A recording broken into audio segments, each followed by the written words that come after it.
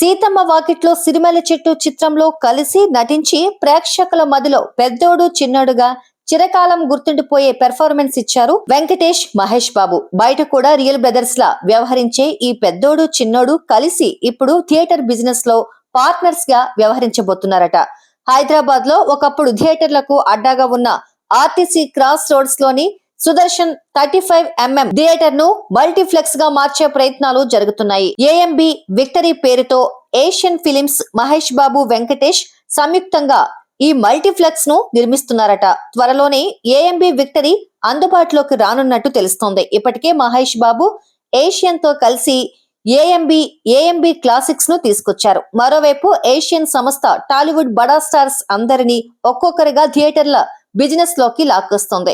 ఈ కోవలోనే అల్లు అర్జున్ తో అమీర్పేట్ లో ఏఏఏ, విజయ్ దేవరకొండతో మహబూబ్ నగర్ లో ఏవిడి, రవితేజతో దిల్సుఖ్ నగర్ లో ఏఆర్టీ వంటి మల్టీప్లెక్స్ ను తీసుకొచ్చింది. ఇంకా ప్రభాస్, నాని వంటి స్టార్స్ తోనూ త్వరలో మల్టీప్లెక్స్ ను నిర్మించే సన్నాహాల్లో ఉందంట ఏషియన్ సంస్థ.